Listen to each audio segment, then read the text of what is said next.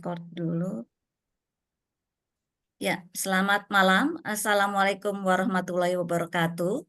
Waalaikumsalam warahmatullahi wabarakatuh. Salam sejahtera untuk kita semua.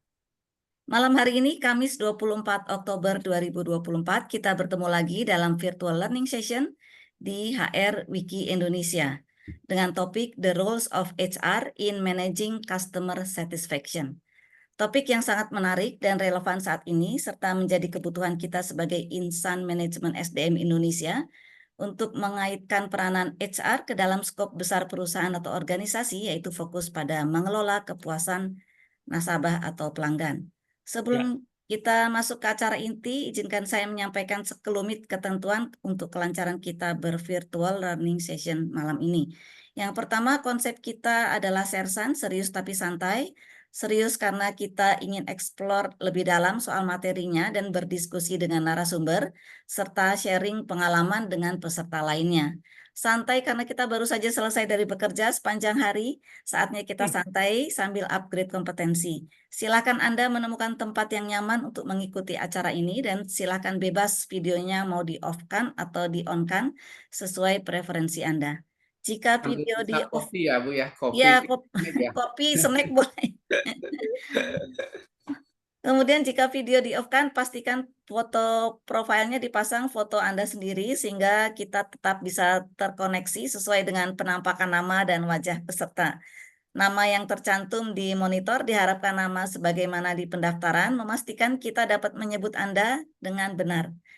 Mengenai sesi tanya jawab, silakan Anda tulis pertanyaan di chat room, nanti kami akan bacakan di akhir pemaparan materi oleh narasumber.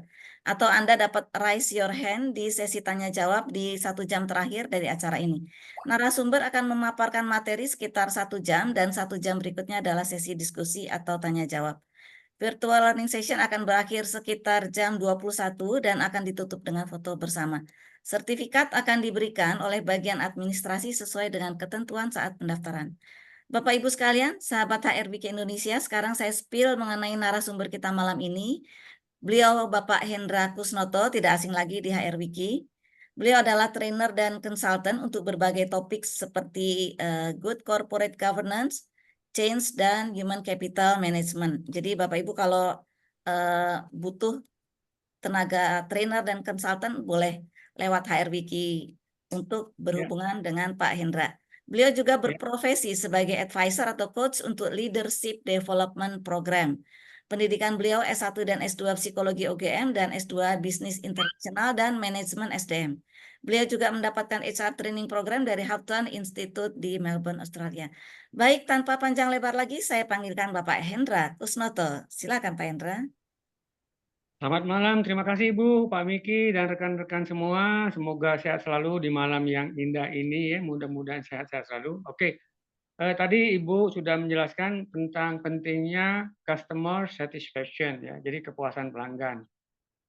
Ini adalah topik yang mungkin tidak akan bisa habis gitu ya, karena bagaimanapun topik ini berlaku untuk segala macam area, termasuk dalam keluarga ya. Suami bisa melayani istri, istri bisa melayani suami, ayah melayani anak, anak melayani anak, ayah dan seterusnya ya. Jadi topik ini sebenarnya topik yang sangat relevan untuk semua area. Dalam sebuah organisasi topik ini juga sangat signifikan ya karena sangat berhubungan dengan customer. Nanti kita diskusikan ada customer eksternal dan internal. Oke, ada beberapa topik yang ingin saya sampaikan. Nanti mungkin dari Ibu Ani ya, ada beberapa hal yang harus kita samakan persepsi. Ada at least 6 jenis uraian ya di halaman selanjutnya Bu. Ya, yang pertama definisi pelanggan, yang kedua pelanggan internal, yang ketiga pelanggan eksternal, yang keempat keterlibatan pelanggan. Ini penting banget ya customer engagement karena saat ini semua pelanggan tuh ingin engage jika memungkinkan, di-engage-kan oleh organisasi, apalagi kalau bisnis gitu ya. Kalau customer tidak engage, dia akan lari ke organisasi lain atau perusahaan lain kalau perusahaan. Kemudian yang kelima, kompetensi kepuasan pelanggan. Kompetensi kepuasan pelayanan pelanggan. Ini saya ambil dari dari Hey Group ya, karena saya waktu di Antam itu pernah meng-hire konsultan Hey, sekarang itu diakuisisi oleh Kepner ya. Namun saya kira soal kompetensi ini masih relevan. Nanti kita akan diskusikan seperti apa sih kompetensi ini. Dan yang terakhir, bagaimana peran SR di dalam mengelola kepuasan pelanggan. Ini yang paling saya kira harus menjadi topik hit karena ini menjadi area perbincangan kita di malam ini. Oke, yang selanjutnya di halaman selanjutnya, ya definisi pelanggan. Nah, ini definisinya sangat teoritis ya. Saya ingin menyampaikan yang berdasarkan pengalaman aja. Jadi kalau kita mengatakan pelanggan, pelanggan itu adalah bisa dia seseorang, bisa ada sekelompok orang, bisa sebuah organisasi yang ujung-ujungnya dia itu berkepentingan dengan organisasi. Kalau perusahaan berkepentingan dengan perusahaan. Dalam rangka untuk memperoleh suatu pelayanan. Karena pelayanan ini berhubungan dengan kebutuhan mereka ya. Jadi kalau misalnya kita ingin memberikan pelayanan pelanggan terbaik, contoh aja kalau kita belanja di sebuah mall misalnya gitu ya, ada berapa jenis toko, kita bisa banding-bandingkan toko A, B, dan C. Di antara mereka mana yang paling bagus customer satisfaction-nya. Kita cenderung ke situ. Sedangkan kalau misalnya yang tidak bagus, mungkin kita hanya sekali aja, habis itu kita pergi. Tapi bagi yang bagus, apalagi kalau sangat bagus, kita cenderung belanja di situ. Ini contoh bahwa kita menjadi customer yang engage, yang terlibat, karena dilayani. Ini penting konsep dilayani ini ya. Nah, ada dua jenis pelanggan, yaitu internal dan eksternal. Nanti kita akan diskusikan. Nah, untuk memenuhi harapan pelanggan, ada beberapa hal yang bisa dilakukan. Pertama, kita perlu mengidentifikasi siapa yang menjadi pelanggan. Who are the customer. Ya, jadi tentunya ada dua jenis pelanggan internal dan eksternal. Kalau di internal organisasi kita ini SR. Tentunya yang internal nanti kita akan memastikan bahwa semua departemen di luar SR itu adalah pelanggan bagi SR. Sedangkan yang eksternal nanti kita akan diskusikan, bisa konsultan, bisa perusahaan apa, dan seterusnya. Kemudian mengidentifikasi apa yang menjadi harapan pelanggan atau kebutuhan. Nah, karena kalau kita ingin melayani pelanggan, kita harus tahu benar, what is their need? What is their need? Apa kebutuhan mereka?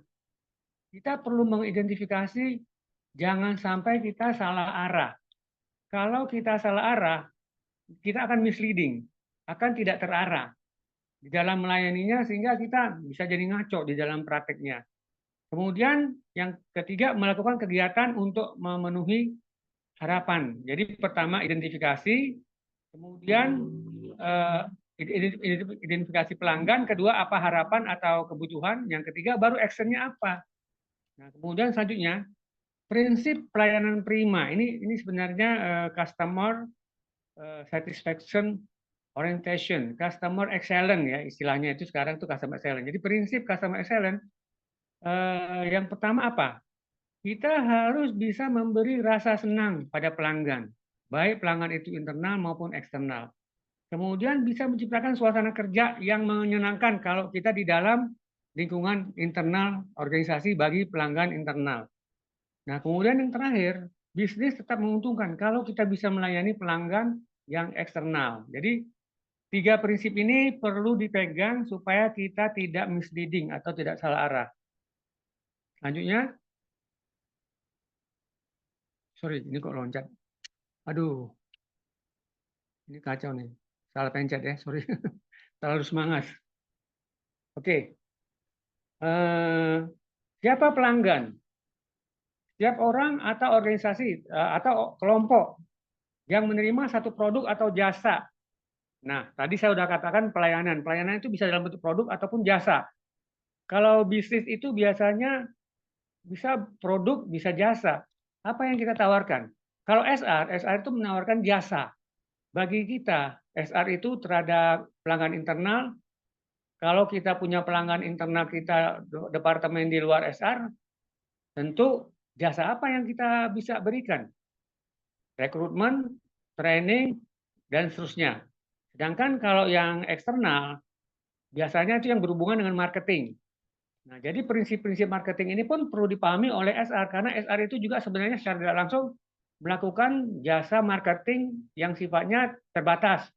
Bukan marketing itu menjual barang, tapi menjual jasa, quote and quote ya, menjual jasa dalam arti melayani pelanggan baik internal maupun eksternal. Nah, pelanggan yang mana? Pelanggan itu bisa, tadi saya jelaskan ada yang internal, ada yang eksternal. Kita perlu membagi segmen-segmennya ya. Kalau internal itu nanti kita akan bagikan yang segmen kelas atas itu biasanya direksi, kelas menengahnya itu GM atau manajer, kelas bawahnya itu biasanya officer ataupun supervisor. Itu kalau kita bagi segmen-segmen, nanti kita akan diskusikan ya. Kemudian pelanggan internal. Pelanggan internal bisa saja kalau di dalam organisasi SR itu rekan kerja. Seorang manajer SR, pelanggan utamanya adalah anak buahnya atau officer. Nah, si officer pelanggan utamanya adalah manajernya atau rekan-rekan kerja sesama officer atau staff, istilah lainnya. Officer itu staff ya. Sesama staff, sesama officer itu menjadi rekan kerja yang disebut dengan internal customer. Nah, bisa juga departemen lain. Tadi misalnya kita punya departemen selain SR, departemen finance, operation, CSR, legal dan seterusnya itu bisa menjadi bagian dari kita punya internal customer atau distributor yang sifatnya internal ya, bukan distributor yang sifatnya eksternal, yang bergantung sekali pada kita dalam menyediakan produk ataupun layanan yang pada gilirannya digunakan untuk menciptakan hasil bagi pelanggan eksternal. Jadi misalnya gini, kita ingin memberikan jasa pelayanan training kepada departemen marketing supaya mereka sukses di dalam menjual produk ataupun jasa kepada eksternal. Nah, ini juga mereka itu sebagai distributor, quote and quote ya, bukan distributor dalam artian seperti pabrik ya, tapi distributor membagi, ya, pembagi ya, atau penyalur gitu ya. Departemen marketing itu menyalurkan jasa atau produk bagi pihak eksternal. Nah, kita itu memberikan jasa training ya kepada pihak marketing. Itu pihak marketing dalam ini adalah pelanggan internal. Secara umum pelanggan internal tidak mempunyai pilihan. Dalam arti begini, satu departemen dia hanya bisa mengerjakan tugasnya atau tupoksinya sendiri, nggak bisa komplain ke yang lain-lain gitu loh. Misalnya departemen penjualan tidak menyukai kebijakan kredit akuntansi. Mereka tidak dapat memecat ke departemen tersebut karena mereka fungsinya memang itu. Jadi tidak bisa memecat ataupun menolak fungsi departemen lain. Tapi kalau pelanggan eksternal dia bisa aja. Misalnya satu konsultan akuntansi. Ketika dia nggak suka dengan jasa akuntansi, dia bisa lari ke perusahaan lain. Nah, itu artinya dia punya pilihan. Ya, ini menarik nih. Kita juga sebagai internal customer bagi departemen lain, kita nggak bisa nolak kalau diminta jasa training, ya mau nggak mau kita terikat. Karena ada programnya dari mereka dan kita juga perlu memberikan layanan itu. Penggajian, ya, kemudian suksesi, manajemen kinerja, kita nggak bisa menolak karena itu memang fungsi kita, gitu ya. Jadi kita tidak punya pilihan, itu maksudnya ya. Pelanggan internal adalah orang-orang yang memiliki keterkaitan dengan organisasi. Nah, di sini kalau kita bilang atasan, berarti dia segmen atas, kemudian bawahan segmen bawah. Yang menengah tadi manajer ataupun GM, gitu ya. Pelanggan internal mendapatkan produk dari tempat yang sama dari organisasi tersebut. Jadi artinya begini, kalau kita mencetak produk, misalkan training, itu kan produk buatan kita. Nah, kita memberikan produk itu kepada departemen lain itu mereka tuh mendapat produk itu dari kita, tidak dari luar. Kecuali kalau misalnya program training itu sifatnya training eksternal, mereka itu dikirim keluar. Tapi biasanya SR yang melakukan training untuk departemen internal. Pelanggan internal adalah rekan kerja yang menerima produk. Tadi saya sudah jelaskan, layanan, dukungan, atau informasi dari proses.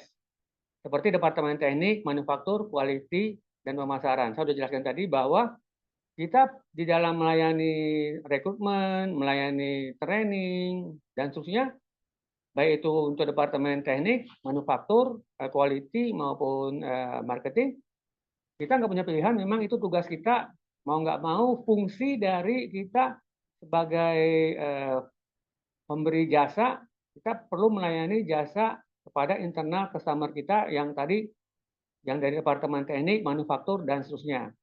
Pelanggan internal adalah seorang atau pihak lain dalam organisasi di mana kita melakukan pekerjaan setelah organisasi. Setelah organisasi itu maksudnya setelah organisasi itu mampu mendeteksi kebutuhan mereka. Apa harapan pelanggan? Kalau internal, mereka itu butuh kerjasama.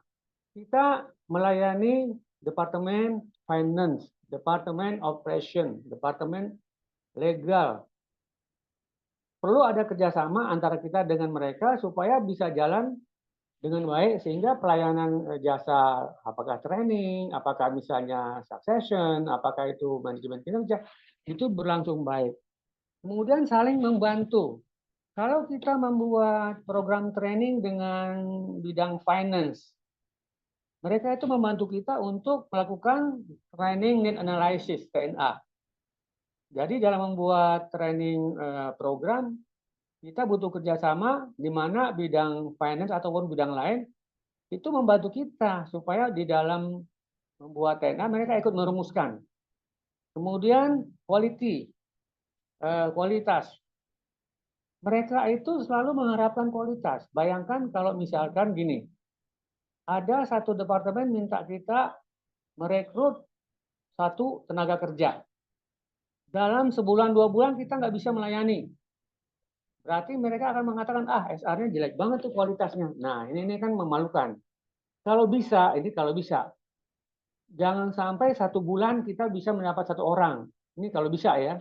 Syukur-syukur 1 minggu atau 2 minggu gitu ya. Tapi itu tergantung dari kelihayan kita dalam menggunakan teknologi dan juga dalam praktek kerjasama. Itu banyak faktor.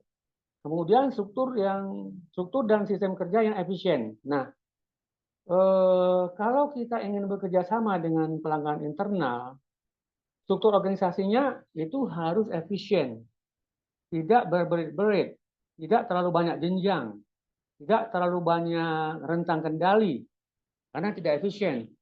Nah, dalam hal ini, targetnya adalah dengan struktur yang efisien, dengan sistem kerja yang efisien, kita mampu melayani mereka dengan baik. Untuk memenuhi harapan pelanggan, beberapa hal yang perlu dilakukan, misalnya tadi saya sudah jelaskan, mengidentifikasi siapa pelanggan, kemudian apa harapan mereka, dan apa action kita. Saya sudah jelaskan tadi ya, nggak perlu saya ulangi lagi. Nah sekarang pelanggan eksternal, siapa eksternal? Customer. Pelanggan eksternal adalah individu atau organisasi ataupun kelompok ya, di luar bisnis kalau kita bisnis atau di luar organisasi, yang biasanya dikaitkan dengan pembayaran uang untuk produk dan layanan. Ini kalau dalam bentuk marketing, ini dalam artian marketing ya, tapi dalam artian SR, kita pelayanan jasa terhadap pihak eksternal. Misalkan begini, ketika orang-orang SR butuh jasa dari seorang psikolog yang bekerja di organisasi eksternal. Nah, mereka itu adalah eksternal customer kita. Kita butuh jasa konsultan manajemen perubahan, perusahaan XYZ. Mereka itu adalah eksternal customer kita. Nah, kalau dalam pengertian bisnis, mereka itu ada transaksi pembayaran uang ya. Dalam transaksi ini kita ketika menerima layanan dari pihak konsultan ataupun pihak luar, kita kan membayar mereka. Ada jasa. Di sinilah pengertian pembayaran uang baik produk maupun jasa. Kemudian pelanggan eksternal adalah seorang atau pihak di organisasi yang akan menerima ataupun menggunakan produk atau jasa. Saya sudah uraikan. Nah, harapan mereka apa sebenarnya? Kalau mereka itu bekerja sama dengan kita, mereka punya harapan yang pertama, kelayakan produk ataupun jasa kita bagus, ya. Kita bisa memberikan jasa kepada pihak eksternal atau kita bisa minta jasa kepada eksternal yang produknya ataupun jasanya itu layak. Karena kita bagi mereka itu sebenarnya adalah pelanggan eksternal buat mereka. Tapi kita juga bisa melayani mereka kalau kita berperan sebagai pelanggan yang bisa memberikan layanan kepada mereka karena kita mampu juga memberikan satu produk ataupun jasa. Ini tergantung dari jenis pelayanannya. Misalkan gini, satu konsultan itu butuh jasa manajemen perubahan, pengalaman saya di Antam. Mereka juga butuh produk dong dari kita. Misalkan apa? Mereka butuh struktur organisasi. Nah, struktur organisasi itu produk kita, bukan produk mereka. Nah, kemudian mereka butuh jasa bagaimana kita berikan informasi tentang struktur organisasi kepada mereka supaya mereka puas. Jadi ini kelayakan produk atau jasa bagi mereka sebagai pelanggan eksternal kita. Kemudian harga yang kompetitif. Nah, pihak eksternal mereka itu kalau bekerja sama dengan kita, biasanya itu kalau perusahaan itu bagus sudah menerapkan good corporate governance, itu ada tender ya, ada lelang untuk memperoleh produk dengan harga yang kompetitif sehingga kita bisa memperoleh jasa ataupun produk yang bagus dengan harga yang masuk akal. Itu namanya kompetitif. Pelayanan termasuk pasar jual. Ini kalau misalnya kita butuh jasa dari pihak eksternal, kita butuh jasa misalnya kita beli produk IT, ya. Kita butuh produk IT dari eksternal company. Nah, tentu kita ingin supaya mereka tidak cuma menjual produk IT, tapi mereka bisa memberikan jasa training sebagai pasca jual gitu. Atau kita juga bisa memberikan sesuatu jasa kepada mereka, misalkan orang-orang SR itu bisa membuat mereka itu apa ya, memperoleh harga yang kompetitif dari kita. Itu namanya pasca jual, gitu ya. Kemudian pelanggan eksternal mempunyai pilihan. Jika mereka tidak suka satu produk atau layanan, mereka dapat kabur ke tempat lain. Ini mereka sifatnya yang eksternal demikian, sedangkan yang internal nggak bisa. Seseorang yang menandatangani cek, membayar majikan, dan pada akhirnya memungkinkan organisasi mendapatkan gaji, contoh seorang pembelajar di toko pakaian, saya sudah jelaskan tadi. Kalau kita belanja di satu toko, kita berperan sebagai pelanggan eksternal ya. Kita kan ngasih cek, kita bayar uang, kita bebas karena kita tidak terikat sebagai pelanggan eksternal mereka. Demikian perlu dipahami perbedaan antara pelanggan internal dan eksternal. Nah, kemudian customer engagement, ini penting banget nih. Keterlibatan pelanggan. Keterlibatan dengan pelanggan dapat digambarkan sebagai jarak rata-rata dari perusahaan ke pelanggan, yaitu pasar. Artinya begini, siapapun pelanggan, dia butuh didekati, dilayani dengan baik, sehingga dia merasa didekati dalam artian sekarang ini cenderung bisnis itu self-centered service ya. Jadi pelayanan itu one to one. Jadi kalau kita belanja di satu toko, kita minta dilayani, saya maunya begini, saya maunya begitu. Saya tidak mau disamakan dengan orang lain, itu one to one. Jadi ini namanya engagement. Kalau mereka berhasil memberikan ini berarti mereka mengengage kita. Gitu ya. Kita terlibat, kita menjadi engage. Demikian juga kita itu kalau misalnya melayani orang lain, misalkan gini, orang minta jasa rekrutmen atau training. Kita memberikan jasa itu kepada mereka dan mereka happy. Sehingga mereka itu nggak bosan minta jasa rekrutmen atau training ke kita. Jangan sampai mereka lari ke pihak luar yang akhirnya makan biaya. Ini nggak bagus gitu ya. Nah, seiring dengan semakin matangnya perusahaan dan beralihnya menjadi perusahaan mapan, maka keterlibatan dengan pelanggan cenderung berkurang. Artinya begini, kalau kita sudah terbiasa, ini terbiasa ya, dengan pelayanan pelanggan eksternal, lama-lama mereka itu karena sudah terbiasa, maka engagement-nya itu masih lama-lama akan cenderung berkurang. Nah, ini perlu di-manage, jangan sampai berkurangnya ini menjadi negatif gitu ya. Keterlibatan dengan pelanggan atau customer relationship adalah strategi bisnis untuk membangun dan memelihara hubungan yang baik dengan pelanggan. Ini saya kira penting ya. Jadi berbuat baiklah kita dengan siapapun. Kita sebagai customer internal bagi departemen lain, mau nggak mau kita harus melayani mereka dengan baik supaya mereka itu tadi saya sudah jelaskan tidak lari ke tempat lain. Supaya hubungan kita itu juga menjadi harmonis dengan departemen lain. Hubungan ini meliputi segala aspek, komunikasi, kemudian jenis produk ataupun layanan, sehingga interaksi berikutnya dalam artian hubungan-hubungan pelanggan yang ujung-ujungnya nanti mereka itu bisa engage dengan kita.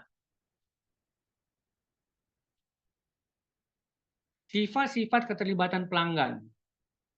Hubungan emosional yang dimiliki pelanggan dengan penyedianya. Jadi engagement itu sangat emosional.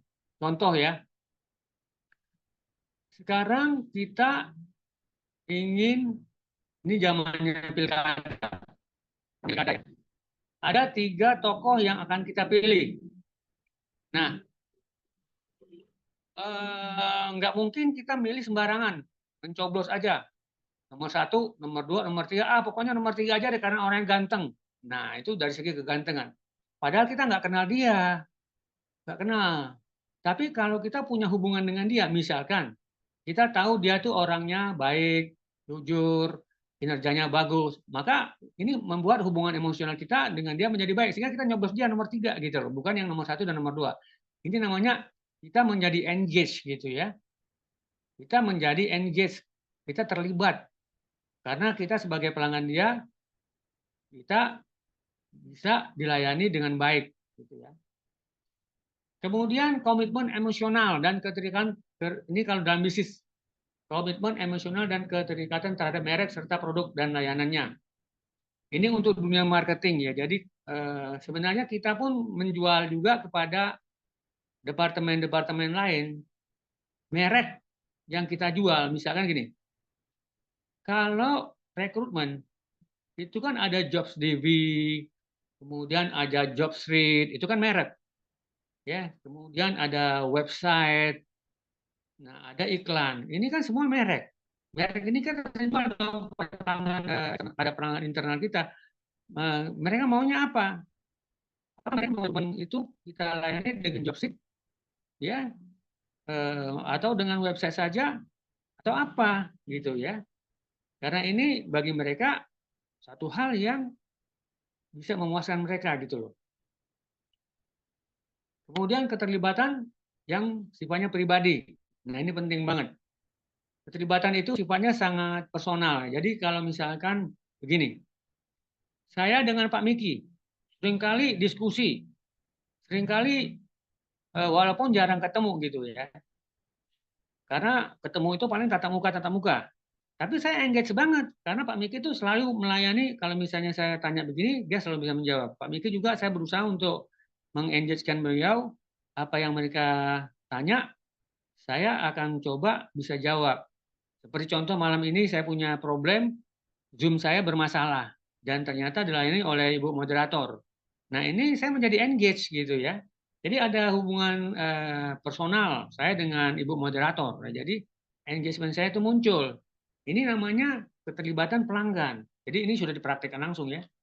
Kemudian, nah dalam bisnis ini menjadi sumber baru bagi nilai, sumber baru nilai bagi pemegang saham dalam bisnis ya. dalam bisnis ya, engagement itu menjadi sumber baru bagi nilai pemegang saham. Jadi kalau misalnya Bapak Ibu punya saham ya dijual ke seseorang ya, mereka akan tanya sahamnya apa. Misalkan saham Antam contoh yang saya punya. Sekarang harganya berapa? Oh, harganya sekian. Oh, saya mau beli deh. Sekian lot. Gitu kan? Ini akan mereka sukai kalau mereka itu engage dengan saya. Oh, Pak Hendra ini ternyata orangnya di mata mereka itu misalnya selalu positif. Oke deh, saya mau deh beli saham Antamnya Pak Hendra, misalkan begitu. Contoh soal ya. Jadi banyak sekali contoh-contoh yang bisa didapat dari pengalaman Ibu Bapak, mungkin ada juga kali ya. Nah, kemudian the rules of customer engagement. Ada 3 hal ya yang berkaitan dengan customer engagement. Yang pertama retention, yang kedua repurchase, dan ketiga recommend. Retention apa? Kemudian ini yang di atas, yang di bawah itu integration, kemudian respect, kemudian value, kemudian pride, kemudian passion. Yang di atas ini yang sifatnya sangat objektif, ya, terlihat bisa dibaca. Sedangkan yang di bawah itu sifatnya subjektif, ya.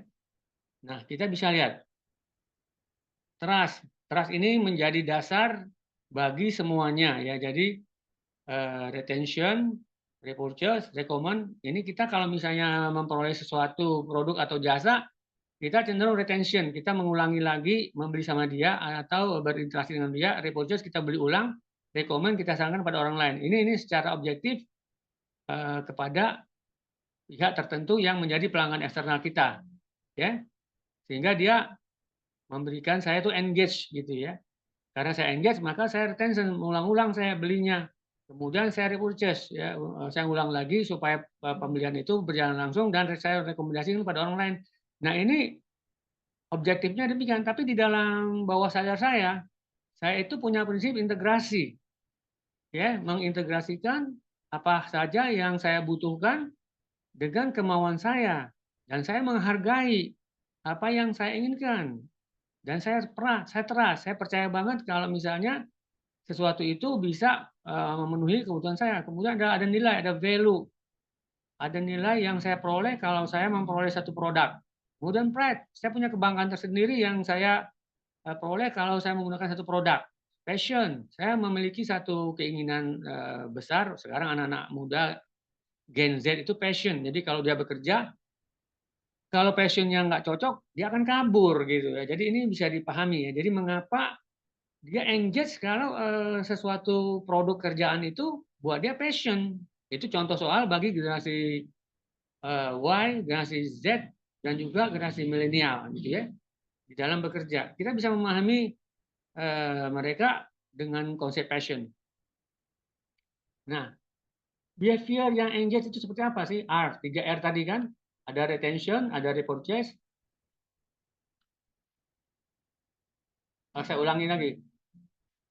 Saya akan beli ulang terhadap satu produk kalau saya merasa engage, saya ulang-ulang lagi pembelian barang atau produk. Kemudian dalam jumlah yang besar. Kemudian berulang-ulang prosesnya.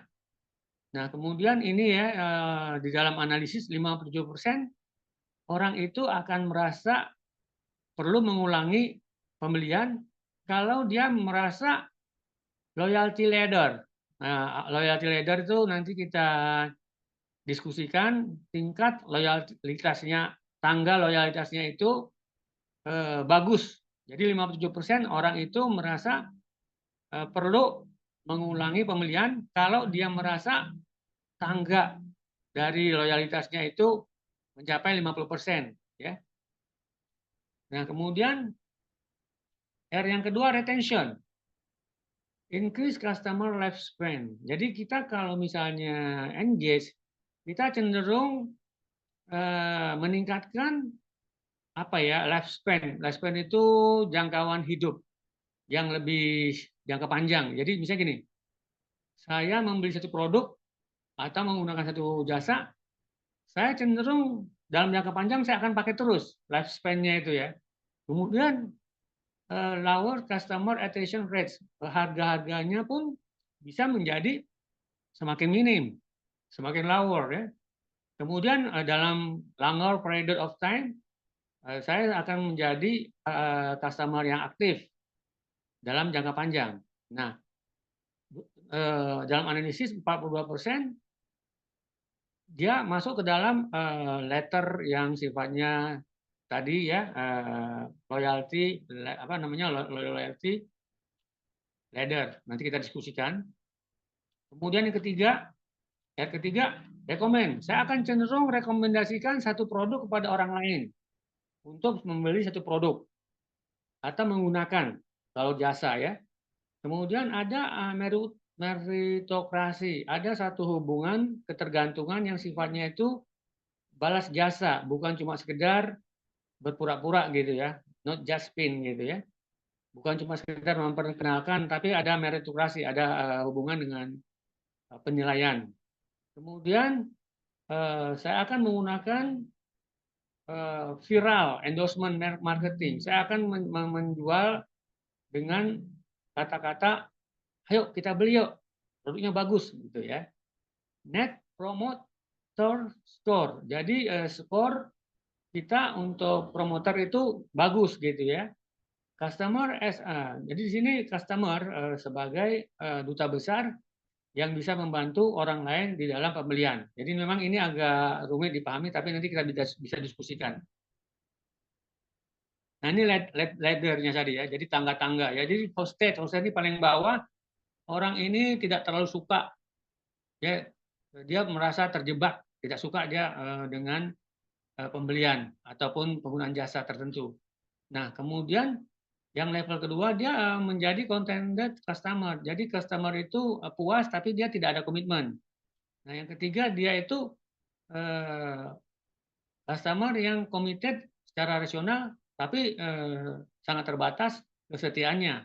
Nah yang terbagus adalah engage customer. Jadi bisa dalam hati, dalam pikiran, dalam tindakan kita bisa engage. Jadi cobalah kita mencetak orang-orang yang kalau bisa dalam internal customer kita cetak orang-orang departemen-departemen finance, operation di luar kita, itu engage customer-nya tuh betul-betul tinggi. Jadi capture their minds and heart. Jadi pikiran-pikiran mereka dan hati mereka tuh kita rangkul. Bukan cuma sekedar rasional atau contented, apalagi hostage. Jadi nggak bagus kalau yang hostage itu paling jelek gitu ya. Nah ini tentu menggunakan strategi. Strateginya apa? Nanti kita diskusikan. Ya. Nah ini ada yang tidak engage sama sekali. Nah ada yang di tengah-tengah. Ada yang engage sama sekali. Nah yang tidak engage ini pada umumnya dalam organisasi itu 13%. Nah yang setengah-setengah itu 76%. Sedangkan yang engage full itu 11%. Jadi dalam prakteknya memang kita itu ini segitiga apa namanya? Ini namanya apa namanya? Ini kalau kita analisis dalam statistik kurva normal.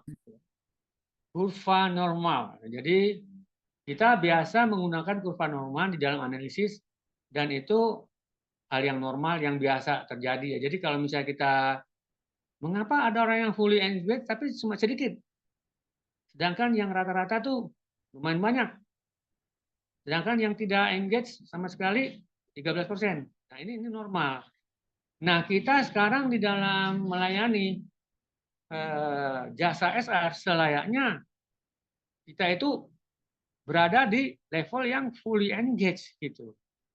Jangan yang up for grabs atau apalagi yang kalau actively disengage itu jelek. Kalau bisa kita tuh bergerak di fully engaged, sejelek-jeleknya kita tuh di up for grabs lah sejelek-jeleknya. Tapi memang kita harus berusaha bagaimana menjadi fully engaged, nggak mudah. Dan di sini nanti kita akan diskusikan bagaimana kita bisa menjadi customer yang fully engaged. Nah, fully engaged yang tadi 11% itu memang tidak banyak jumlahnya. Nah, biasanya 57% dia itu more discretionary customer effort. Dia tuh melakukan usaha-usaha yang lebih banyak mengambil keputusan yang kadang-kadang di luar perkiraan gitu ya. 87% dia itu tetap standby dengan banyak perhatian ya. Jadi ini analisisnya demikian ya. Nah, ini tadi saya sudah jelaskan.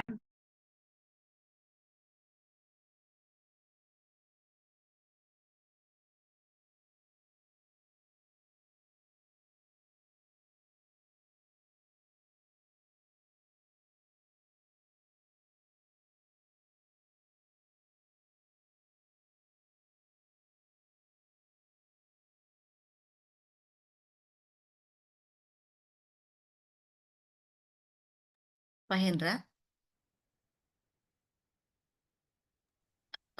di mute Pak, Bapak perlu di unmute dulu. Suaranya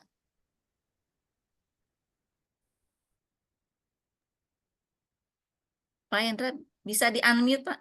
Oh ya, sorry. Kepencet, sorry. Diulang nih, Pak. Oke. Tadi nggak kedengaran. Yang mana Bu yang saya ulangi? Yang terakhir? Ini belum dibahas sama sekali.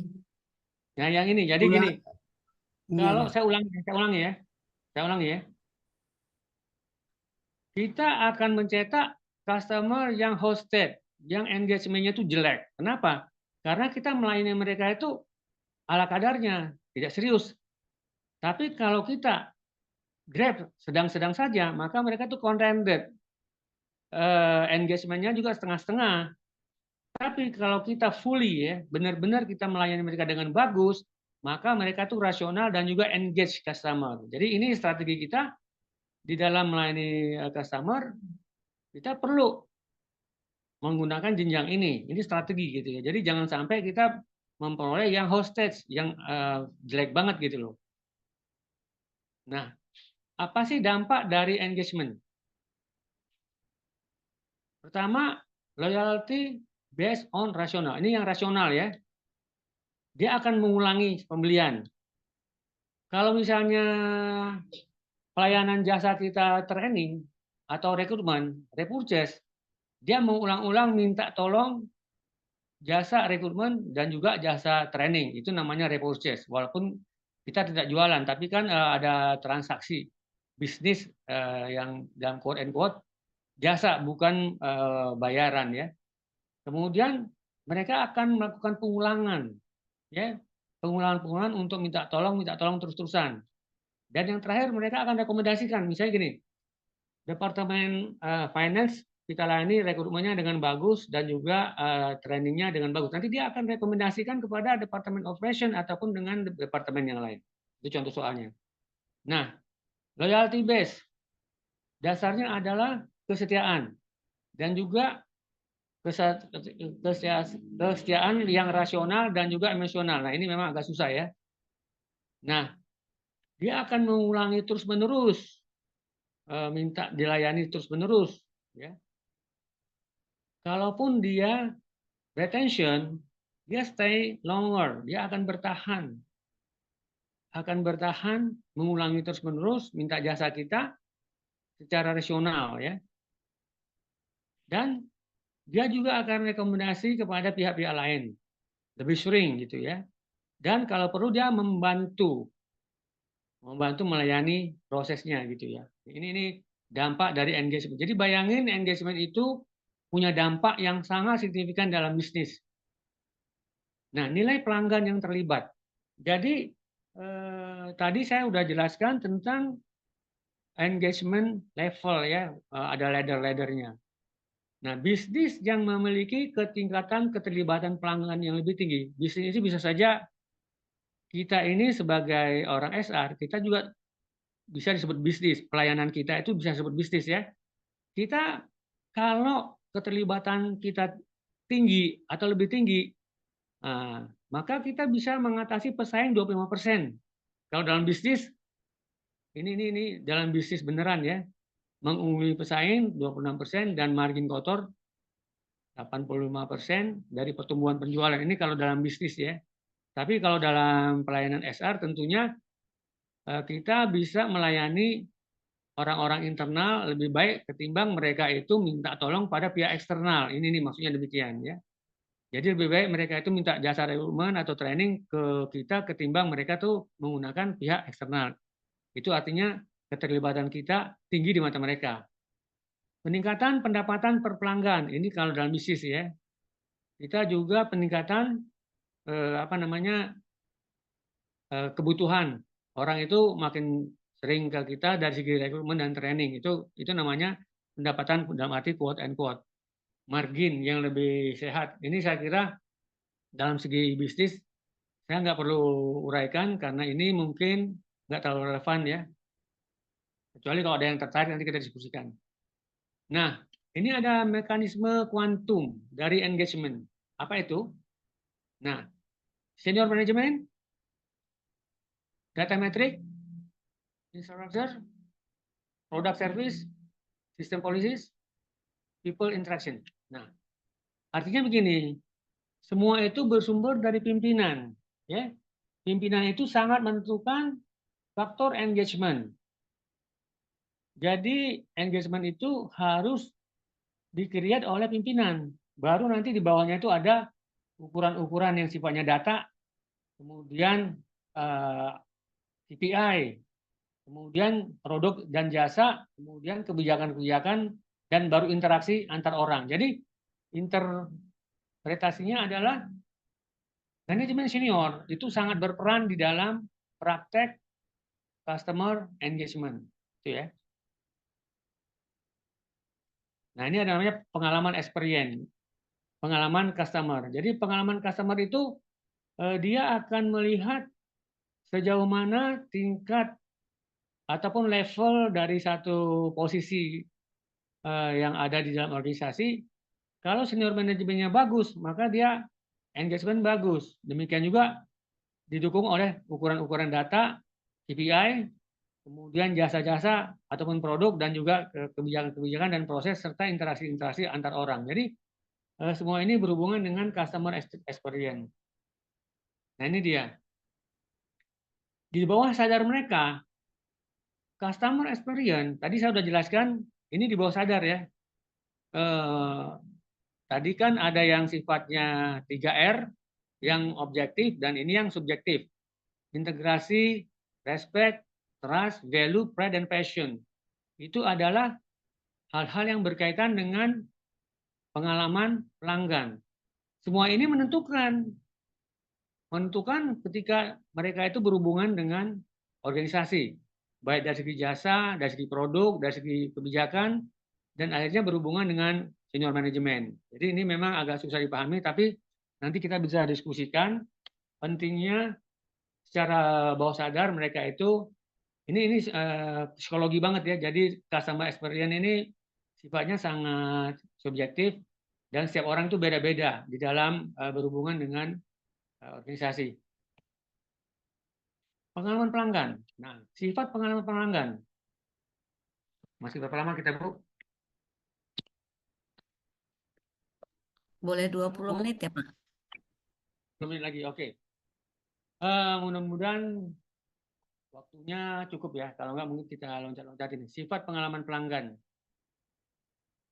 Pelanggan itu dia ingin lokasinya itu jelas, dan juga dia ingin tanggal loyalitas tadi itu juga dibina, sehingga mereka itu betul-betul mampu engage. Saya mungkin akan loncat-loncat saja, tidak perlu detail ya.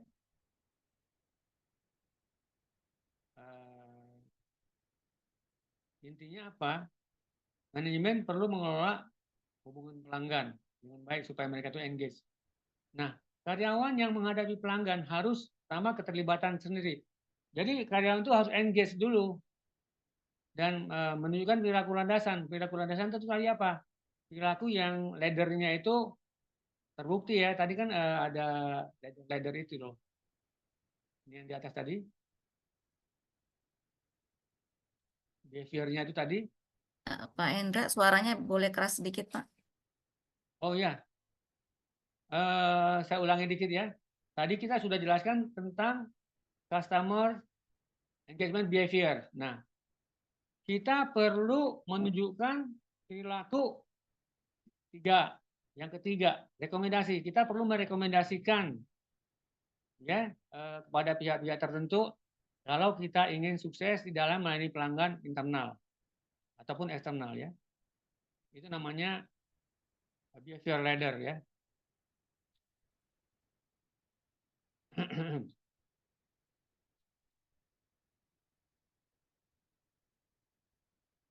Nah,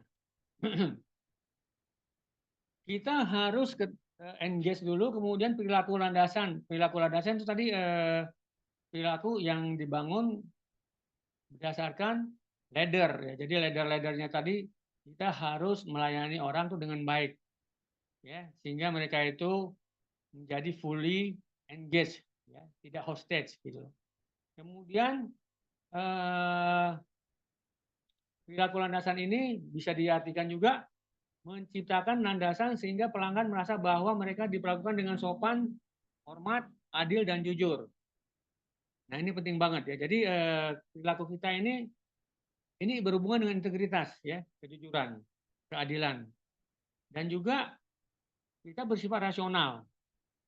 Bukan cuma sekedar engage, tapi kita ada komitmen yang sifatnya rasional. Kemudian perilaku ini bisa membuat yang tidak puas menjadi puas. Memang idealnya kita harus bisa melakukan sendiri bagaimana kita menerapkan customer behavior ini. Cornerstone, perilaku landasan ini. Kita bisa mempraktekannya dengan bagus dalam organisasi. Perilaku keterlibatan. Apa itu? Pak Hendra, mungkin agak jauh ya dari HP-nya. Ya, Suaranya lama-lama suaranya kecil. Oh ya, saya deketin nih. Oke. Perilaku keterlibatan dilakukan dengan cara bertindak sebagai penasehat yang terpercaya. Kedua, menciptakan kegembiraan terhadap produk atau layanan. Ketiga, membicarakan tentang nilai bisnis. Ya. Keempat, melampaui harapan pelanggan. Jadi kita harus memberikan layanan itu yang terbaik di atas ekspektasi. Mengembangkan kebanggaan afiliasi dengan bisnis. Kalau kita misalnya mampu, tadi kita punya internal customer, baik bidang operation maupun finance, kita harus bisa memberikan yang terbaik buat mereka. 7 tindakan yang dapat dilakukan untuk membangun keterlibatan pelanggan. Yang pertama apa? Melakukan analisis dan identifikasi di mana kita mampu menyentuh pelanggan dan dampaknya terhadap tingkat keterlibatan mereka. Tadi kan ada ladder-ladder terbawah yang hostage sampai ke yang fully engaged ya. Kemudian mengumpulkan data. Kemudian tiga, kita mempraktekkan dan seleksi menyaring karyawan yang cocok untuk melayani pelanggan dengan baik. Kemudian mendidik para pemimpin. Nah, ini kadang-kadang pemimpin kita ini tidak terlalu biasa dengan engagement. Kita perlu melatih mereka supaya engage. Ini mereka perlu ikut training engagement juga kelihatannya.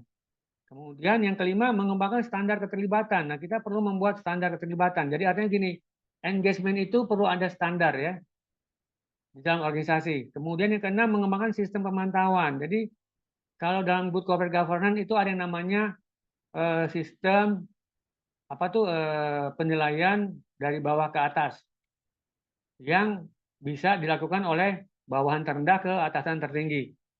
Kemudian yang ketujuh, mengukur dan mengolah keterlibatan karyawan dalam rangka mewujudkan keterlibatan pelanggan. Saya kira ini nanti kita diskusikan saja.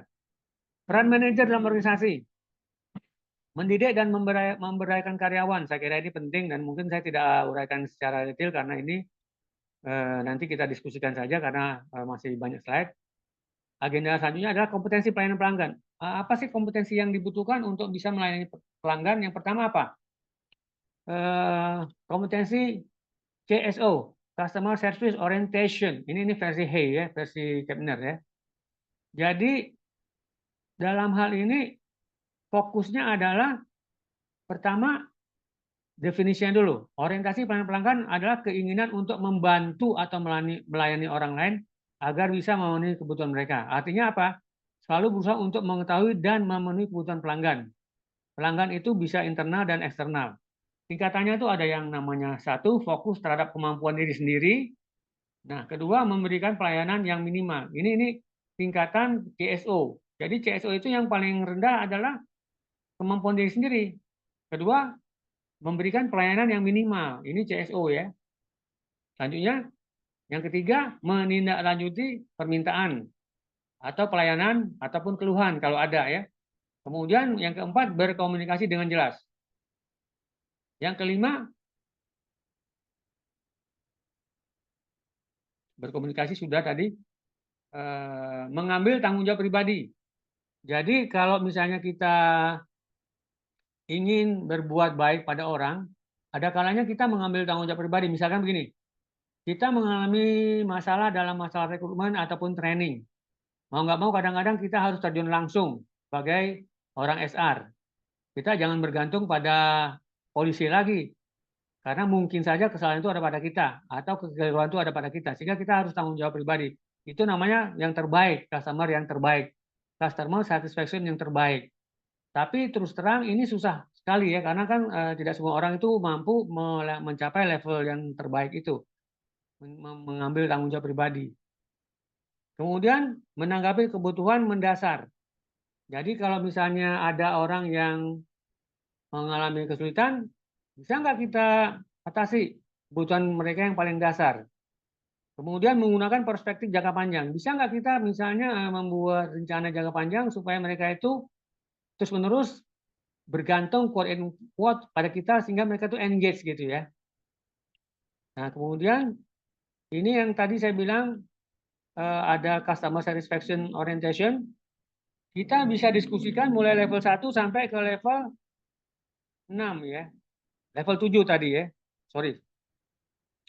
Kemudian apa sih peran SR dalam mengelola kepuasan pelanggan? Ini penting banget yang topik kita ya. Dalam manajemen SR, halo suara saya masih jelas gak ya? Halo? Masih oke, Pak. Lanjut, Masih Pak. ya? Ya. Oke, dalam manajemen SR terdapat dua jenis pelanggan baik internal maupun eksternal dan dua-duanya ini harus kita layani supaya mereka itu bisa engage gitu ya. Nah, saya tidak usah jelaskan lagi pelanggan internal itu siapa, internal eksternal siapa, kita sudah diskusikan tadi. Kemudian peran manajemen SR itu sangat signifikan ya. Jadi kita itu jangan anggap remeh peran kita di dalam melayani internal customer maupun external customer karena kita ini signifikan sekali peran kita. Dalam menangani rekrutmen, menangani training itu kan nggak mungkin kita serahkan pada pihak ketiga kecuali memang kita tidak mampu. Dan itu pun bergantung pada kebijakan atasan. Tapi sejauh kita mampu, kita handle sendiri training dan rekrutmen. Ini contoh soal ya. Oleh karena itu, selayaknya pihak SR baik pimpinan maupun staf perlu memahami konsep manajemen hubungan pelanggan. Manajemen hubungan pelanggan itu tadi sederhana banget ya. Jadi gini, yang pertama apa? Pahami dulu siapa pelanggan. Kedua, apa kebutuhan mereka. Kemudian ketiga, ambil action yang terbaik supaya bisa memenuhi kebutuhan mereka. Ini namanya hubungan pelanggan, konsep hubungan pelanggan gitu ya. Nah, kita tentunya mau tidak mau terhadap internal customer kita harus lakukan. Misalnya bidang finance, mereka butuh rekrutmen orang akuntansi misalnya. Atau orang apa misalnya finance itu butuh selain akuntan misalnya mereka butuh tenaga operator misalkan gitu untuk direkrut. Nah, training juga orang operation, trainingnya mereka bidang apa? Kita harus tahu persis kebutuhan mereka itu apa supaya kita bisa melayani training maupun rekrutmen kebutuhan mereka. Nah, kemudian program SR harus memastikan bahwa kepuasan pelanggan itu menjadi sasaran yang merupakan salah satu indikator kinerja. Jadi kita perlu KPI. KPI kita adalah customer satisfaction dan itu setiap level mulai dari SR manager, SR officer, kemudian SR staff ataupun SR technical itu semua punya KPI-KPI yang berhubungan sama pelanggan. Jadi kalau tidak ada KPI, sangat sulit bagi kita untuk membuat suatu organisasi yang qualified, yang efektif dan efisien. Selain itu, program tersebut harus memberi penghargaan dan pengakuan atas layanan yang bagus, yang luar biasa. Jadi artinya gini, kalau kita mampu menangani rekrutmen atau training yang bagus kepada pihak internal kita, ya kita perlulah memberikan semacam apa ya, sesuatu yang hadiah gitu ya. Misalnya training sukses di departemen XYZ. Ya kalau kita mampu kita ajak mereka ke Bali kayak gitu, ke dalam negeri gitu ya, atau kita berikan sertifikat apa gitu supaya mereka puas dan seterusnya gitu ya.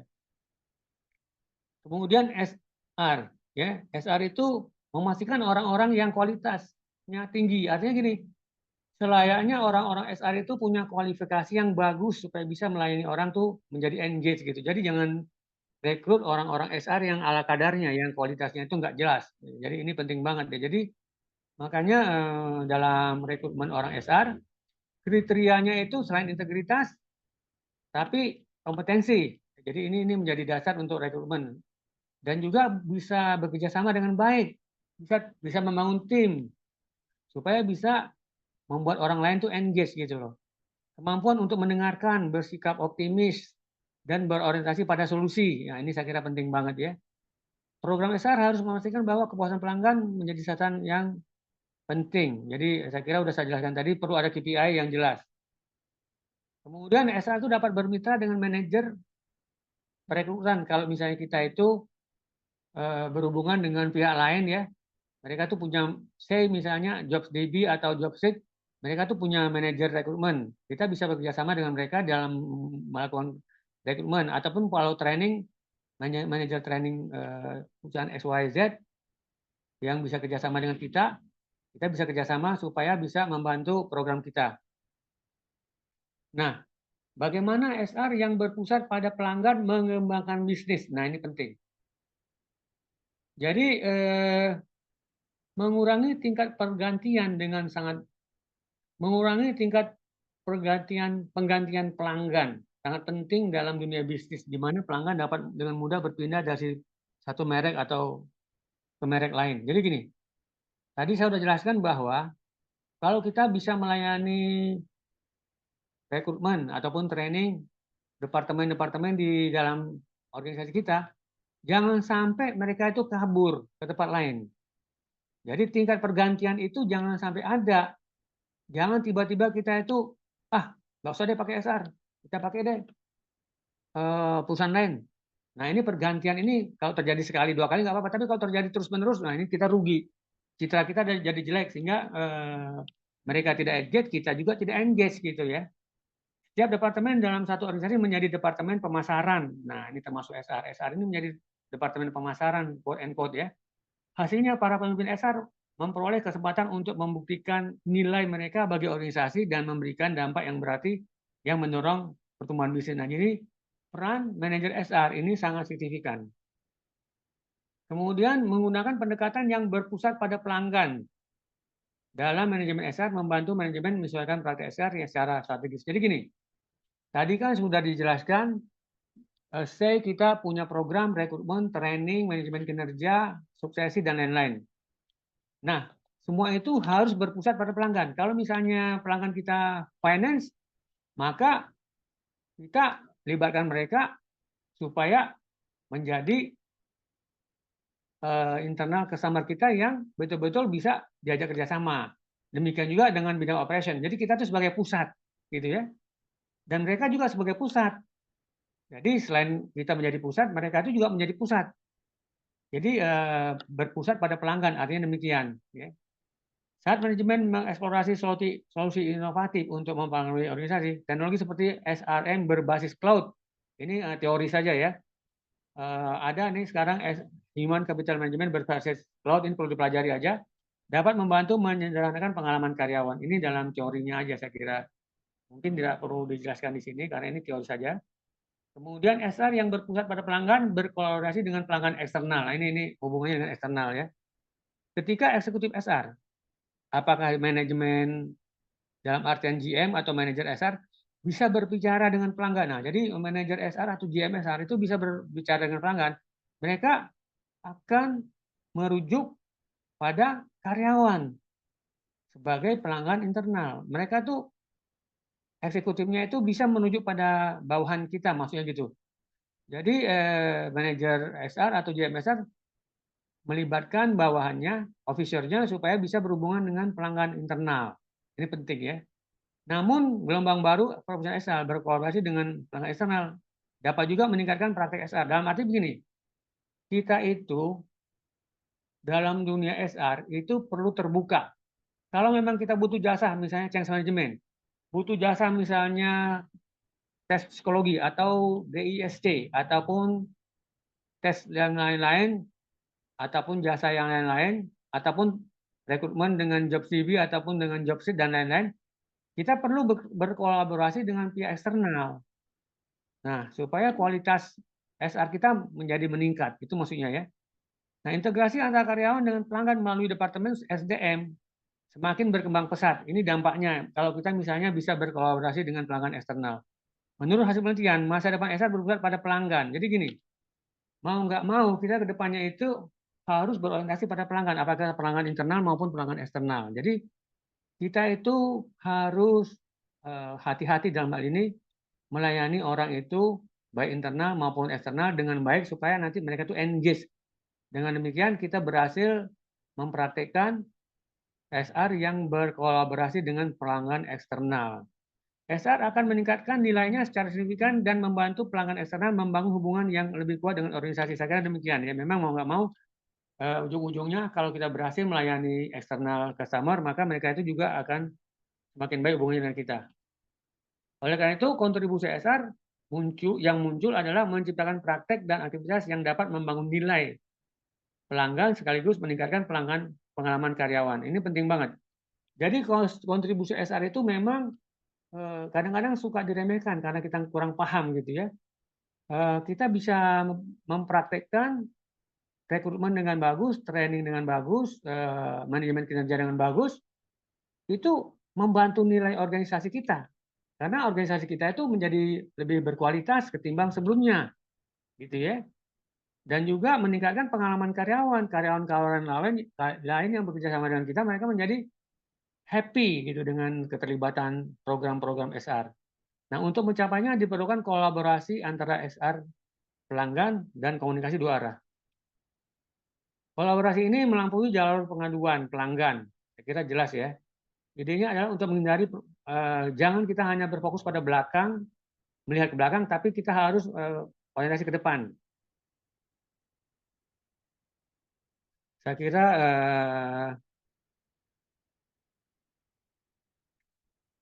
ini mungkin tidak terlalu signifikan saya uraikannya. Yang penting peran SR dalam mengelola kepuasan pelanggan. Nah, perlu ada namanya voice of customer. Jadi SR itu perlu mendengar ya suara pelanggan.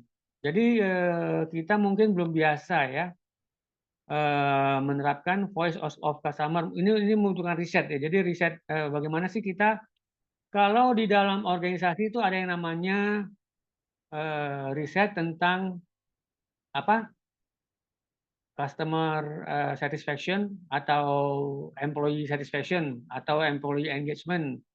Nah, ini penting banget kita riset di dalam organisasi kita atau kita riset juga tentang kompetensi. Sejauh mana orang-orang dalam SR kita itu punya quality yang bagus. Kita perlu mengakses quality dari orang-orang SR. Nah, supaya apa? Customer kita itu happy. Ketika kita misalnya memperoleh informasi dari customer, oh SR-nya bagus. Kenapa? Karena orang-orangnya itu qualified. Setelah di-assess, orang-orangnya itu betul-betul qualified. Dari rekrutmen yang bagus, SR manajernya bagus, SR officer bagus, sehingga voice of customer-nya pun juga bagus gitu loh. Nah, ini menjadi tantangan ya bagi SR. Nah, di sini perlu kita pahami beberapa hal. Yang pertama ulasan online. Kita perlu belajar dari online ya, dari YouTube, dari Google. Kita perlu cari yang namanya voice of customer itu seperti apa sih? Apa sih suara-suara pelanggan? Bagaimana sih survei pelanggan itu? Nah, kita perlu tahu, kita perlu pelajari. Kemudian mendengarkan secara sosial. Kita perlu mengajak orang-orang di luar SR berdiskusi di mana keluhan-keluhan mereka yang bisa kita perbaiki. Kemudian kita perlu data layanan pelanggan. Dalam arti begini, kalau misalnya pelayanan pelanggan itu sudah bagus, maka berarti KPI-nya bagus. Tapi kalau misalnya tidak bagus, berarti KPI-nya tidak tercapai dengan bagus. Nah, kemudian kita perlu mencari tahu apa yang paling dihargai oleh pelanggan. Ya. menggunakan apa yang akan dipelajari oleh manajemen untuk menginformasikan keputusan SR. Saya kira ini penting banget ya. Nah, kemudian menjadikan praktek SR berpusat pada pelanggan, saya ini ulangi saja. Ya, 5 Ini menit hanya lagi sekedar, mungkin ya, Pak. oh 5 menit lagi, oke, nggak apa-apa. Yang penting ini ya, SR itu perlu berpusat pada pelanggan. Kita harus beranggapan bidang-bidang yang ada di luar kita, baik itu finance, baik itu operation, CSR, ataupun legal, itu nanti lama-lama menjadi bagian tidak terpisahkan dari kerjaan kita. Mereka itu menjadi pusat yang harus kita klarifikasi atau kita address, baik dalam segi rekrutmen, training, ataupun manajemen kinerja. Saya kira demikian ya. Suara pelanggan dalam memanajemeni SR. Kita perlu mendengar suara. Tadi kan ada voice of customer ya. Kita perlu survei kepuasan pelanggan di dalam organisasi kita seberapa bagus, apakah sudah mencapai minimal. Kalau mau bagus itu 80%. Sorry, bukan minimal. Yang terbaik itu mencapai 80%. Tapi kalau di bawah 80%, antara 60 sampai 70, berarti masih kurang bagus pelayanan kita. Demikian saya kira. Keuntungan memperankan loyalitas pelanggan. Saya kira gini, kalau kita bisa mempertahankan loyalitas pelanggan, baik bidang-bidang internal maupun eksternal, maka kita akan lebih happy di masa depan, mereka akan lebih engage. Saya kira demikian ya. Mungkin saya tidak akan uraikan lebih detail, mungkin akan diskusi saja. Demikian Bu, mungkin karena Ya, waktunya tinggal 5 menit. oke. Ya, Demikian terima saya kira kasih. dari saya. Oke, Ya, thank you nanti kita Pak diskusikan Hendra. saja. Ya, kita ke Ya, diskusi. Ada pertanyaan Pak. Bentar ya Pak, saya ya baca. silakan.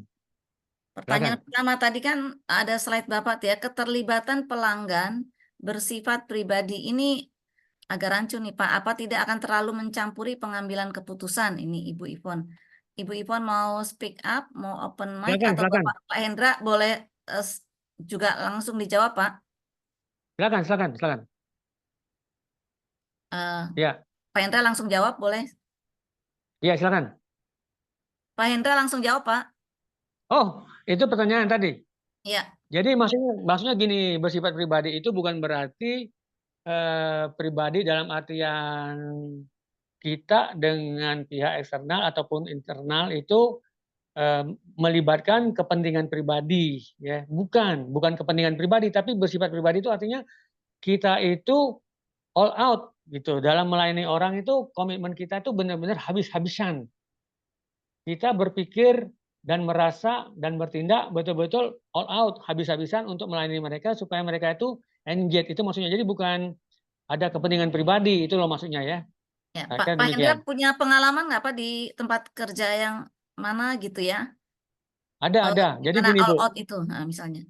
Jadi gini, saya itu ini pengalaman saya Bu ya. Waktu saya nangani balance scorecard di Antam, itu jujur saya ngomong ya, itu kadang-kadang nggak enaknya kan kadang-kadang sama pimpinan.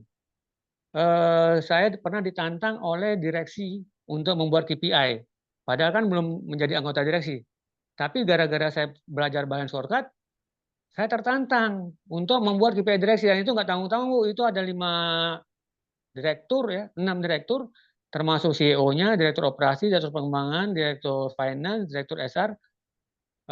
Itu semuanya saya buat KPI-nya. Saya tertantang Bu.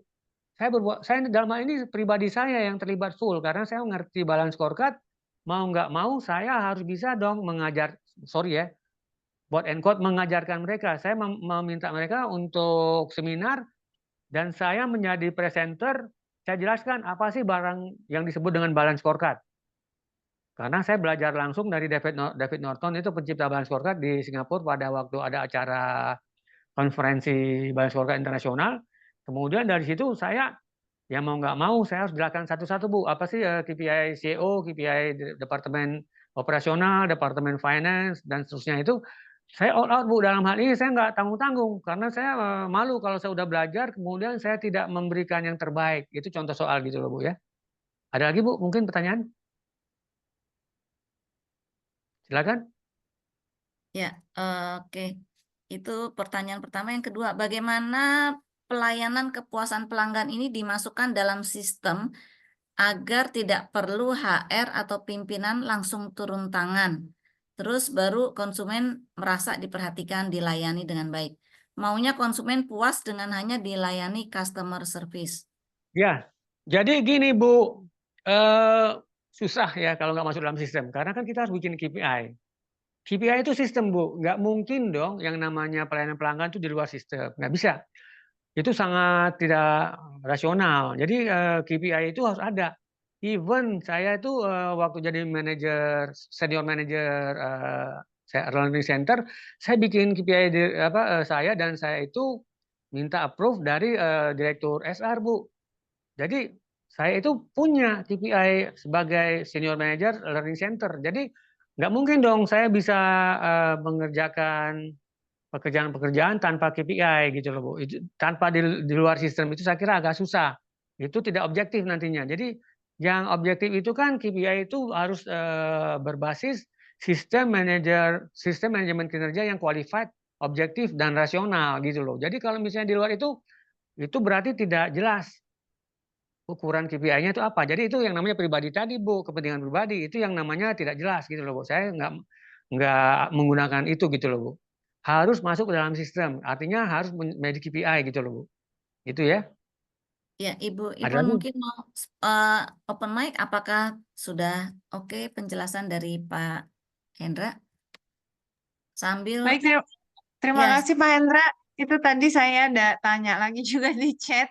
Kayak apakah boleh di-share KPI dalam ruang lingkup pelayanan pelanggan ini, terutama untuk pelanggan eksternal ya. Kalau yang internal juga boleh, tapi terutama kaitannya karena kan itu menyangkut tidak hanya divisi HRD kalau pelayanan eksternal. Kalau ada contoh-contoh KPI yang pernah ada Bapak jalankan, kayaknya akan sangat membantu sih Pak. Oh iya, iya. Mungkin gini Bu, saya janji saya akan cek data saya. Nanti saya akan kirim via Pak Miki. Mungkin nanti dari Pak Miki bisa di-share ya kepada rekan-rekan ya. Jadi saya janji Ya, karena kan di dalam slide ini kan saya tidak bikin kan, tidak saya sampaikan. Tapi nanti saya akan berikan waktu saya karena saya harus buka data saya, data-data saya yang ada. Nanti saya akan kirim ke Pak Miki. Mudah-mudahan nanti dari Pak Miki bisa dikirim ke rekan-rekan. Yang jelas begini boleh. Bu, contoh yang paling sederhana ya. KPI itu untuk kepuasan pelanggan. Yang penting gini, saya sebagai manajer SR, saya punya KPI 3. Rekrutmen, training, sama iklim organisasi. Ya Bu ya, itu kan KPI saya. Atasan saya itu tentu customer saya dong Bu. Nah, saya itu harus membuat KPI saya itu disetujui oleh atasan saya. Artinya kalau saya buat tidak disetujui oleh atasan saya, itu bukan KPI yang bagus. Itu contoh soal bahwa saya melayani atasan saya sebagai customer internal gitu loh Bu. Itu contoh soal. Jadi nanti kalau misalnya Ibu mau untuk yang lain-lain, departemen training, departemen rekrutmen, itu insya Allah saya akan kirim melalui Pak Biki. Demikian Bu saya kira. Terima kasih banyak Pak, karena bagi saya terutama saya butuh tools-tools yang praktikal sih Iya, Pak. Jadi iya. kalau memang bisa akan Oke, sangat oke. membantu. Terima kasih banyak. Ya, sama-sama saya oke. akan usahakan insya Allah dalam beri saya waktu sehari 2 hari karena saya harus nyari lagi dari data base saya, kan saya banyak banget data harus saya bongkar-bongkar lagi gitu loh Bu. Oke. Ada lagi mungkin pertanyaan lain silakan. Ya, langsung aja open mic bagi yang ingin bertanya atau sharing pengalaman tentang peranan HR di managing customer satisfaction. Ya, Silakan. silakan. Mungkin juga Pak Hendro pernah punya pengalaman nggak Pak yang signifikan banget di mana peranan HR tuh jadi berpengaruh banget ke customer satisfaction. Baik pengalaman yang tidak mengenakan atau yang achievement besar gitu Pak. Gini ya, saya ingin jelaskan dulu nih ada building block dasar dari hubungan Ibu ya, tadi saya perlu sedikit buka slide sedikit ya. Jadi ada kepercayaan, ada kejujuran, ada kepuasan. Basic dari pelayanan itu adalah integritas, kejujuran. Di dalam rekrutmen, integritas itu sangat penting. Jadi kalau kita merekrut orang, yang penting kita harus melakukan assessment untuk melihat sejauh mana kejujuran dari calon pegawai itu ada. Kalau sudah nggak jujur, pasti komitmennya nggak jelas. Apalagi bisa dipercaya, apalagi bisa memberikan kepercayaan. Bisa memberikan kepuasan.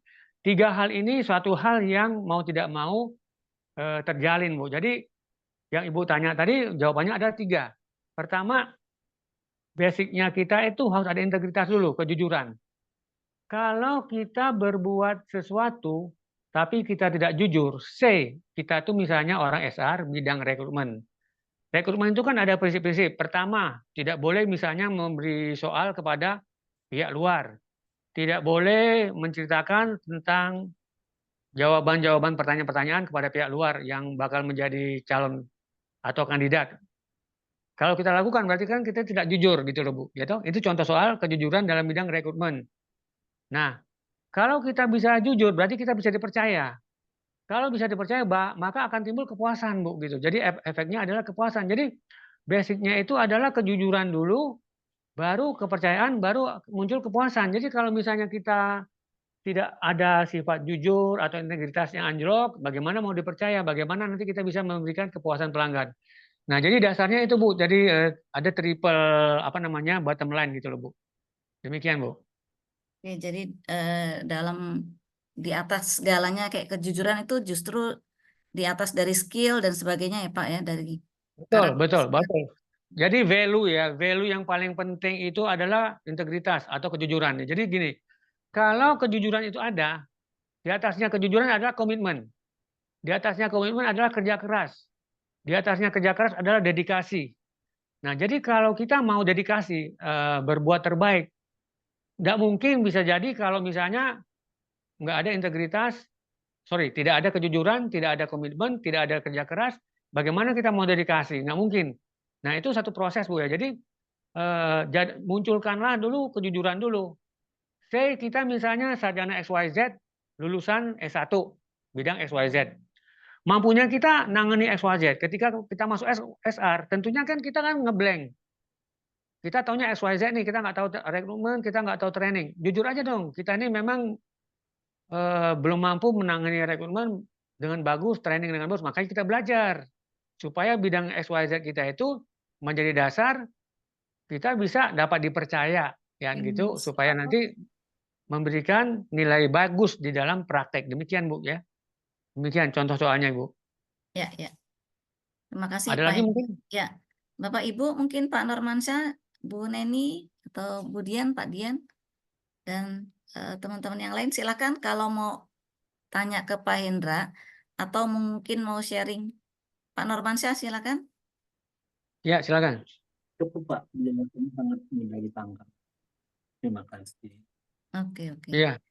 Ya, Bapak Ibu mungkin ada yang mau sharing pengalaman juga ketika ada tantangan di tempat kerja, peranan kita sebagai HR di dalam managing customer satisfaction. Kayaknya memang Ya. Pak Hendra agak jauh banget ya kayaknya kedengerannya. HR kebanyakan berkutat di bidang-bidang yang menjadi urusan dia, daily operational, berkutat Ya, dengan ya. annual performance. Ya. In practical tadi kan kalau riset ada tuh Pak hasilnya, kalau managing customer satisfaction-nya bagus, bisa meningkatkan revenue dan sebagainya. Iya. Nah, Pak Hendra punya tips nggak ya gimana supaya human capital team atau HR staff bisa melihat itu terasa sampai Ya. di perbuatan mereka sehari-hari nih Pak. Kan kalau teori Jadi, banyak. jadi gini Bu, saya punya pengalaman. Saya pernah terlibat dalam TQM, Total Quality Management. Ya, saya pernah belajar dari Mr. Suzuki Fukuda dari Jepang ya, tentang Total Quality Management, dan itu diajarin tentang 5S segala macam ya, tentang quality control dan segala macam. Nah, jadi begini, prinsipnya itu kalau kita ingin sukses dalam bekerja, tadi selain yang namanya kejujuran, komitmen dan seterusnya, kita itu juga harus punya landasan. Kita harus mengerti teori-teori dulu, Bu. Ya. Kalau kita misalnya bekerja dalam bidang rekrutmen, teori rekrutmen itu harus kita kuasain melotok banget gitu loh. Jangan sampai kita nggak tahu teori-teori rekrutmen, karena gini, teori rekrutmen itu kan membuat kita jadi paham tentang sistem rekrutmen. Jadi orang-orang SR itu yang dipegang itu adalah sistem rekrutmen, sistem training, sistem manajemen kinerja, sistem suksesi dan seterusnya. Jadi penguasaan sistem itu penting Bu, vital dan sangat signifikan. Jadi artinya kita harus pahami dulu teori-teorinya. Kalau kita ingin sukses dalam sistem rekrutmen, maka kita pelajari dulu teori rekrutmen. Ingin sukses dalam manajemen kinerja, harus pelajari dulu teori-teorinya gitu loh Bu. Nah, jadi dengan mempelajari teori itu nanti kita akan mencoba tahu konsepnya. Misalnya gini, rekrutmen yang terbaik, yang bagus adalah misalkan menggunakan assessment. Assessment itu kalau pakai kompetensi bisa pakai Hay, bisa pakai Spencer, bisa pakai macam-macam DDI dan seterusnya. Jadi itu landasan untuk sukses dalam bidang rekrutmen. Contoh soal training perlu menggunakan TNA, training analysis. Jadi bagaimana kita bisa bekerja sama dengan bidang lain supaya kita bisa buat program-program trainingnya. Tentu ada kerjasama, ada diskusi untuk membuat analisis job desk-nya seperti apa, SOP-nya seperti apa, supaya bisa dirumuskan nanti tentang apa program-program yang signifikan yang perlu dijadikan training dan seterusnya. Jadi manajemen kinerja juga kita tahu benar yang namanya tupoksi. Apa sih yang perlu jadi KPI dalam setiap departemen. Jadi gini, pelajari dulu teorinya, pelajari dulu konsepnya, baru coba create sistemnya, baru uji coba sistem. Nah ini dalam langkah-langkahnya Bu, demikian yang saya lakukan. Jadi nggak mungkin kita bisa sukses dalam bidang SR kalau nggak punya pengalaman, kita nggak tahu teori, nggak tahu konsep, nggak pernah uji coba, tiba-tiba kita bikin sistem, nggak mungkin. Jadi semua itu harus melalui tahapan-tahapan. Demikian Bu. Jadi pengalaman saya, kalau ingin sukses dalam bidang SR, dan ini bukan SR saja, dalam apapun saja ya. Kalau di finance, di operation juga kita harus tahu pertama kali teori dulu, baru konsep, baru setelah itu kita mencoba uji coba sistem, bikin sistem uji coba, baru nanti kita develop sistemnya seperti apa gitu loh. Demikian Bu jawabannya Bu dari saya Bu. Oke, mungkin Pak Miki punya pengalaman Pak soal HR dengan managing customer satisfaction. Ya mungkin different industry. Iya, Nggak apa-apa. kayaknya pengalaman langsung sih belum ada ya, khusus untuk ini customer satisfaction. Tapi intinya di ini ya, jadi pelayanan itu intinya kita harus pertama tadi kan Pak Hendra bilang ya jujur, kedua itu sopan, dan ketiga itu kita harus sesuai dengan target atau harapan dari customer baik internal maupun eksternal, intinya kayak gitu. Iya. Oke. Basicnya tadi Bu, saya kira saya lengkapi tadi Pak Miki, bekerjalah yang pertama tuh integritas dulu, ada kejujuran, baru setelah itu kita bisa bangun komitmen, baru setelah itu nanti komitmen dijalankan, kita dipercaya, trust itu muncul. Setelah trust muncul baru akan ada kepuasan. Ya, nah untuk trust itu tentu ada KPI dong, nggak mungkin kita ada komitmen aja tapi nggak ada KPI. Bagaimana orang bisa trust dengan kita? Kita jujur, tapi nggak ada KPI. Gimana orang bisa trust? Jadi jujur, KPI, komitmen itu muncul dari KPI, baru kita bisa melayani dengan action, baru orang tuh kepuas gitu loh. Sebenarnya sederhana konsepnya gitu ya. Demikian. Oke. Ya, Pak Hendra, terima kasih tadi udah teori sudah, tadi sharing dari pengalaman sudah, dan juga ada insight tentang integritas ya, di atas segalanya ada integritas yang kemudian bisa membangun trust, baru kita bicara kepuasan dan semua harus ada KPI-nya. Bicara KPI, Pak Hendra juga janji sama kita peserta di sini nanti akan sharing KPI untuk kepuasan pelanggan internal dan eksternal. Oke, Bapak dan Ibu. Ya, jika tidak ada lagi pertanyaan atau sharing, mungkin kita bisa closing. Sebelum closing, Pak Hendra ada closing statement. Silakan, Pak Hendra. Ya, saya sangat senang ya adanya pertanyaan-pertanyaan dari rekan-rekan yang mungkin mengalami persoalan di dalam mengatasi masalah customer ini. Saya sangat terbuka kalau nanti misalnya masih diperlukan diskusi lagi, bisa kontak Pak Miki, apakah perlu bikin workshop lagi ya. Karena customer satisfaction ini kalau nggak ada workshopnya, prakteknya susah. Setelah ada teori, sebaiknya ada praktek. Bagaimana sih prakteknya? Nah, di sini kita perlu bikin KPI, supaya yang Ibu tadi bertanya tentang contoh KPI itu bisa dibuat, itu kalau misalnya cuma saya kasihkan bahan, bisa aja saya kasih bahan 2-3 lembar, kemudian Ibu pelajari, tapi nggak pernah ada praktek, nggak pernah ada workshop. Mungkin Ibu bisa ngeblank juga, ini apa sih maksudnya, ini gimana sih, gimana. Nah, jadi diperlukanlah workshop gitu loh. Dan ini hubungannya dengan Pak Miki. Jadi bisa dikontak nanti Pak Miki, baik sifatnya teori tentang KPI untuk customer satisfaction, dan juga kalau workshop juga dibutuhkan, kontak aja Pak Miki. Insya Allah saya akan selalu standby gitu ya. Ya, iya. Jadi Demikian. nggak abstrak ya, Dan Pak ya? ya, Ya, saya iya. lebih kurangnya saya mohon maaf apabila ada kekeliruan dalam penyampaian materi. Oke. Tapi saya bangga sekali karena bisa bertemu dengan teman-teman, dengan Pak Miki dan Ibu moderator yang cukup cakap dalam memimpin acara ini. Demikian, terima kasih Oke, dari saya. terima kasih Pak Indra. Bapak Ibu kalau berkenan boleh kita buka on kamera sebentar saja. Saya ambil picture. Tapi kalau memang lagi di jalan tidak memungkinkan nggak apa-apa. Boleh kita mau pakai ada reaction, boleh pakai tanda jempol atau love juga nggak apa-apa. Oke, kita ambil picture 1, 2, 3. Thank you. Terima kasih Bapak Ibu semua. Selamat malam. Ya, Pak Indra, terima thank you. kasih. Pak Miki, thank you. Bu Ivan, thank you. Pak Nurmansyah. Terima Kemudian Pak kasih Pak Ya, Indra. terima kasih Reni, semua. ya, thank you. Selamat Salam malam. sehat. Selamat malam. Terima Salam sehat. kasih. Bye. Bye.